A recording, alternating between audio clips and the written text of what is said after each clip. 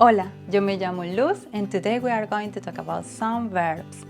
Verbs are very important for language development because they help learners to start building simple sentences. Today I will teach you 4 verbs that you will be using often when learning Spanish. Let's start. Now repeat after me. Leer. Leer. Escribir. Escribir. Escuchar.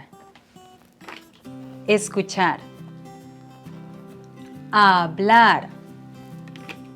Hablar. These are verbs in the infinitive form and they express an action.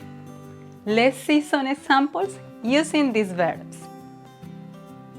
Leer. Leer un libro. Escribir. Escribir una carta. Escuchar. Escuchar música. Hablar. Hablar con mi familia. Now, let's memorize these verbs while having fun. First, let's practice the sentences. Para leer, uso mis ojos. Para escribir, uso mis manos. Para escuchar, uso mis orejas. Y para hablar, uso mi boca. Now, let's sing. Let's start slow and then faster. 1, 2, 1, 2, 3. Para leer, uso mis ojos. Para escribir, uso mis manos.